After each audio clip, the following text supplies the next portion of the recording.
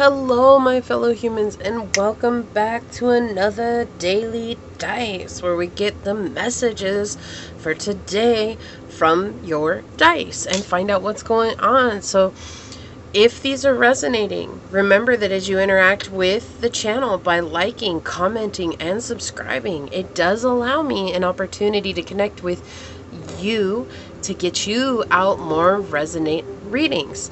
With that being said, let's go ahead and get into reading and ask Source, what is the daily dice for today? What is the message you have for my fellow humans? What is their daily dice? How can we help them out? What do they need to know, Source? We have 12th house with Libra and the moon.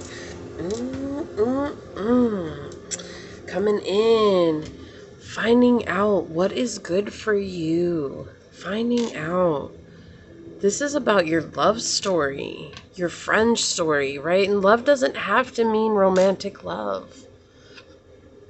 Everybody has a love story. Right? That could be friends. That could be family. That could be soul tribe. But it's about your love story. And why is it that you feel like it's always going to play out in a certain way? Right?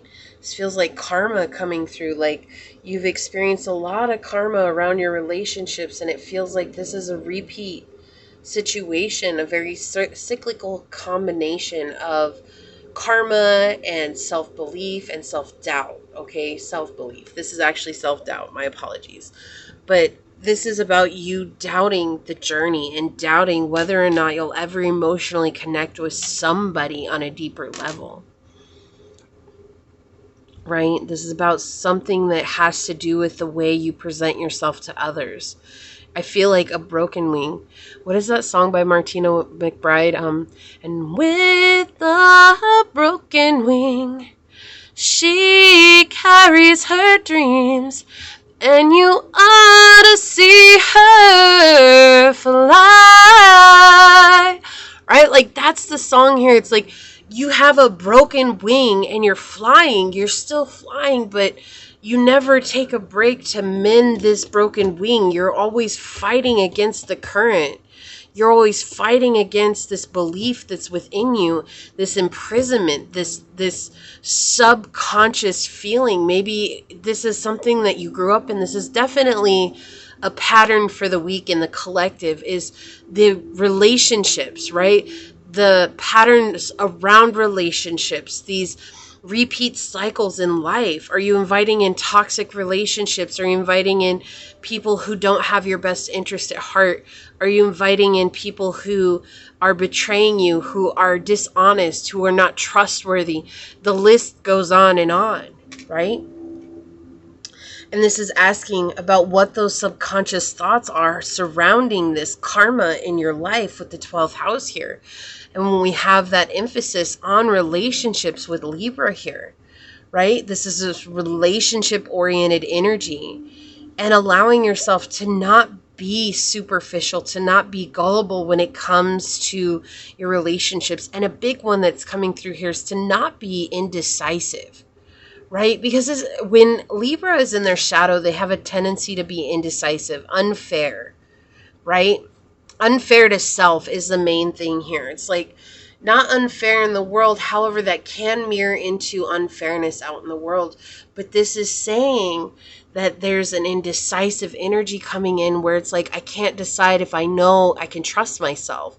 And so you need to trust yourself in this time. And when you trust yourself, you'll find that you'll actually be able to purge these subconscious feelings, right? You have subconscious with the 12th house. You also have subconscious with the moon energy coming through here. And it's like the unconsciousness, these actions that you don't actually necessarily know that you're doing. It's like autopilot, right? What is that? It's been the last 5 years. Been the last 5 years. It's like, where did I go? It's like I'm in Black Mirror. It's like I'm in Black Mirror.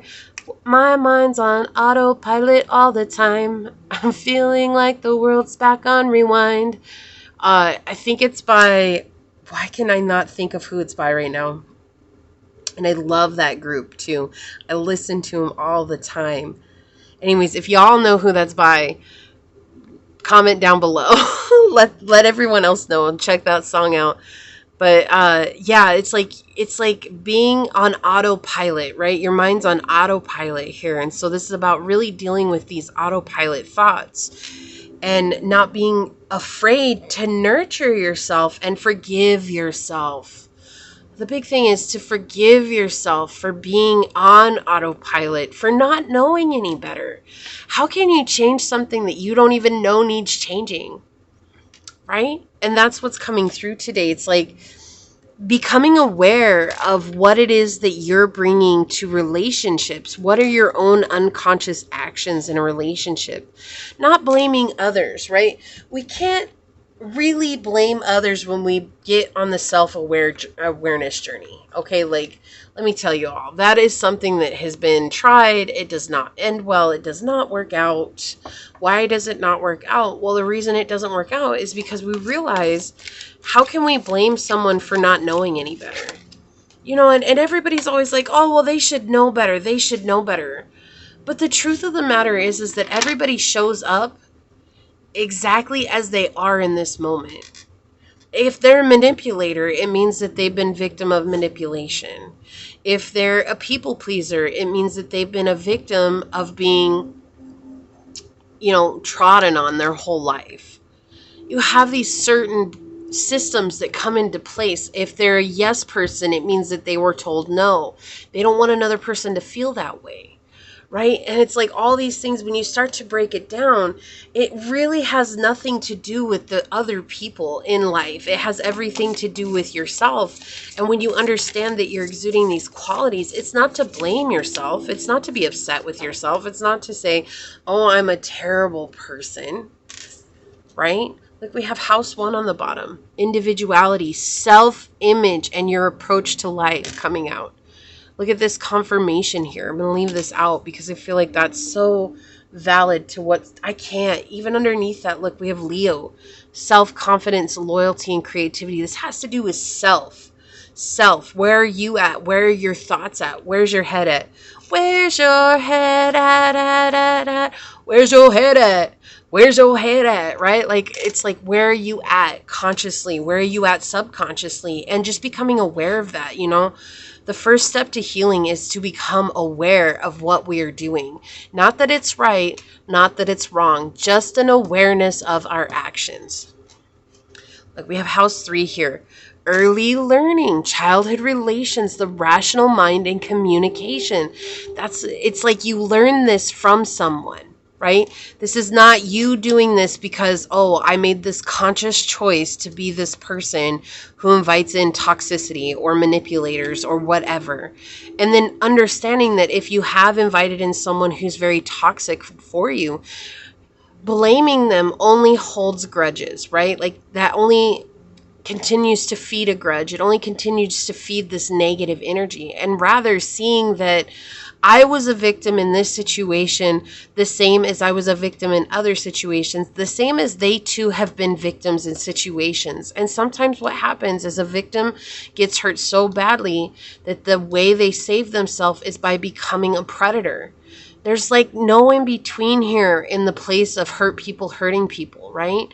So you have to begin to choose to become aware of why am I inviting this in, and stop blaming others. It's easy to blame others, right?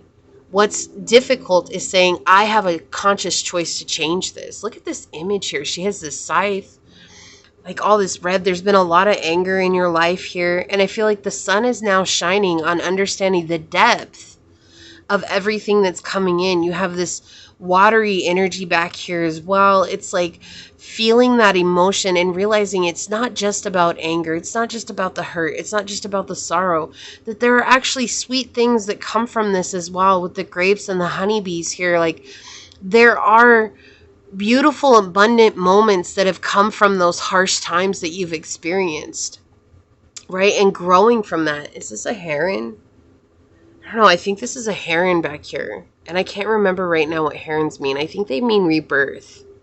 It would make sense. This looks like death and then rebirth, right? So it's like you're learning to actually look within and going within and seeing that maybe the darkest part of yourself is the part that you've denied. And that's why these people keep coming to you because it's a perceived weakness within yourself. You may perceive that as a weakness, and it calls to you people who also see that as a weakness. So we have the worker.